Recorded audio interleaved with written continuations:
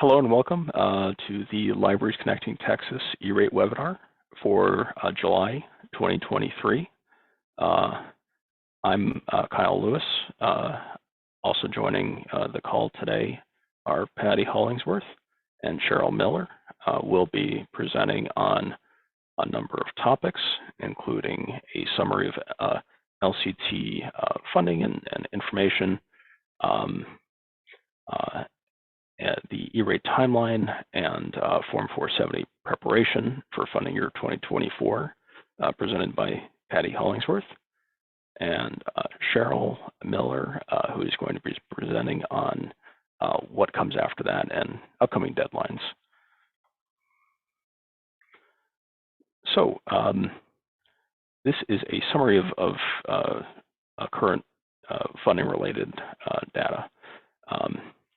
So be aware that for funding year 2023 application statuses, there are 13 LCT libraries that have funding year 2023 Form 486s that still need to be filed.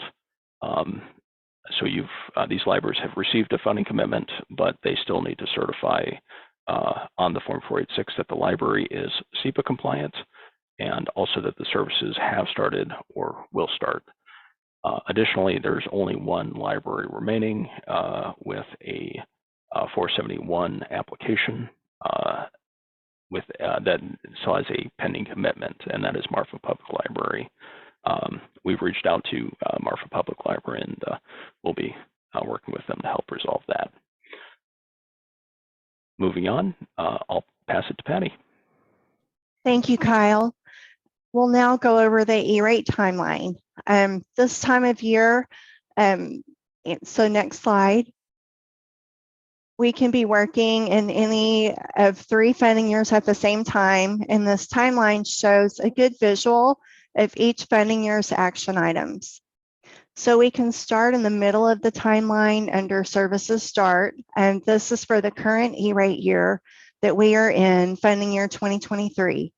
So each funding year will start on July 1st and begins a new E-Rate year. Once you've received your funding commitment decision letter for the year, you'll then file a Form 486 to confirm your E-Rate services have started and also to certify SEPA compliance.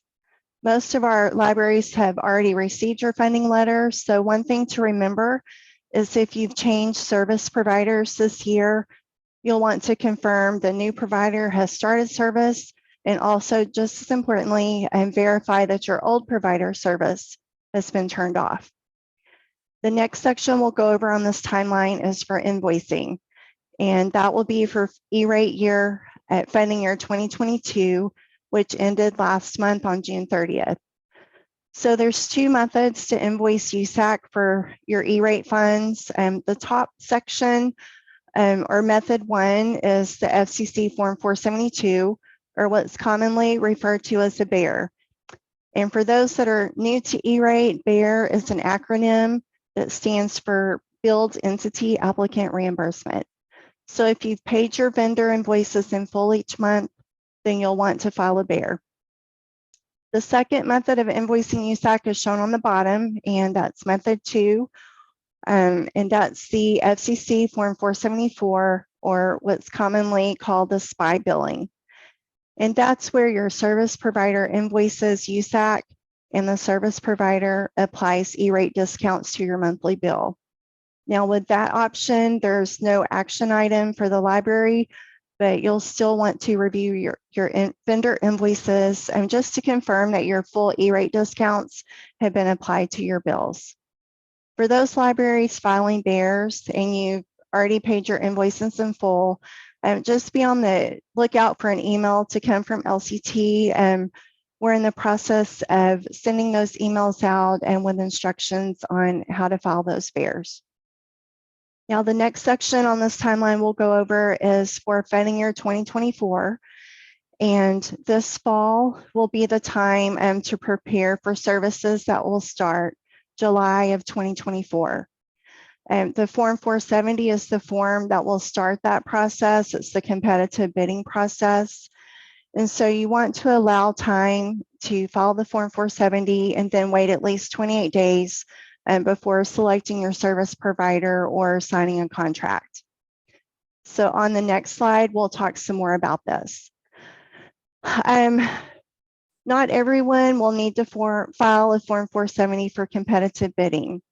For example, if you're already in a multi-year contract, then you're not required to file a Form 470, and you can just ignore this form for this year. But there's some other questions to consider, such as, is your internet service on a month-to-month basis, or does your internet contract expire before June 30th of 2025? Or maybe you're considering an increase in bandwidth, or you're purchasing Category 2 equipment. So if you answered yes to any of these questions, then your library will need to file a Form 470 this fall for competitive bidding. On the next slide, we'll cover some of the things to remember when you're preparing for year 2024. You'll want to review your library's information in the EPIC portal to make sure that the information is accurate before filing the Form 470 this fall. Some things to update or check is you'll want to verify your square footage is accurate in the system. Also, if you've added a new library branch or if you've moved and have a change of address, those things will need to be updated in EPIC before filing your Form 470. So next, we recommend preparing a needs assessment to determine your bandwidth needs for the upcoming year. When planning for July of next year, you'll want to make sure that you have the internet bandwidth speed and also the equipment needed for when you start the next year, next July. Then once you've determined your needs, you'll prepare a service specifications document or an RFP. And this document will be filed in the EPIC portal with the Form 470, and it becomes part of that form. So the service specifications document is something that we can help you with. And then once the Form 470 closes, you'll evaluate any bids, and then you'll select your service provider and sign contracts to prepare for the Form 470 funding application, which will be filed in the spring of 2024. So on the next slide, some things to consider when planning for funding year 2024 is that the eligible services list is released annually, but typically a draft will come out late in the summer, so possibly in the next month or so. And we'll keep an eye out on that for you and note any updates or changes and push that out in our weekly newsletter. But to plan ahead, you can reference the prior year's eligible services list when planning your needs assessment. And just a reminder, E-rate label services is either Category 1 or Category 2. And most of our libraries file just for internet access, which falls under Category 1. But some will file for small Category 2 applications. And for more information on what's covered and falls under the eligible services list, we've included a link at the bottom of this slide, which will take you to USAC's website, and it will give more details on the eligible services list. Next month, and also just wanted to throw out there that in next month's webinar, we'll be covering even more on the Form 470 and how to determine your needs for this upcoming year. So I'll hand it over to Cheryl. Thank you, Patty. So we're just going to go over a couple of friendly reminders just to keep in mind for the next couple of weeks and months. So if you'll go to the next slide, thank you.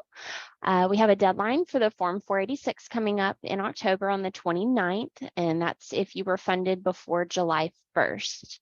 If it was after July 1st, the deadline is going to be 120 days after you receive the FCDL. So you'll just want to pay close attention to whenever you received that. We do recommend getting that certified as soon as you can, just so that you don't miss any deadlines, but you also want to make sure that you are SIPA compliant before you certify that form. There's another deadline in October on the 28th, which is for the funding year 2022 invoicing for E-rate that Patty had mentioned earlier. Just make sure that you're gathering your invoices, whether you're using the SPY method and getting those discounts, or if you're needing to file for a bear for reimbursement. We do have a workbook that we can send you to help assist with that. Just let us know if you do need that. You can also fill it out and send it back to us to review with any questions, and we can also help you fill that out if you need to.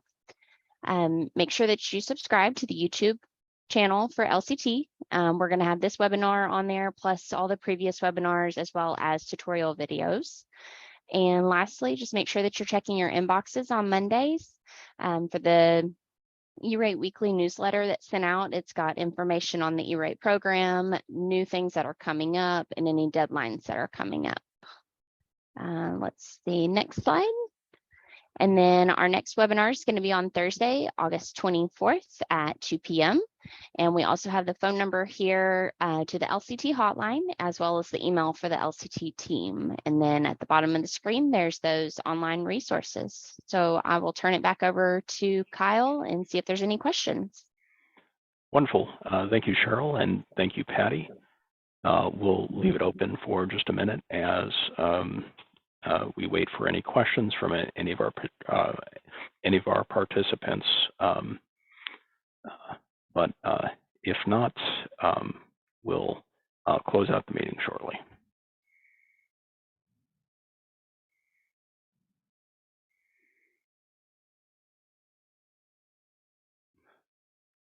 All right. Well, I'm not seeing any activity for questions, so thank you for joining us, and we'll see you on August 24th, Thursday at 2 p.m.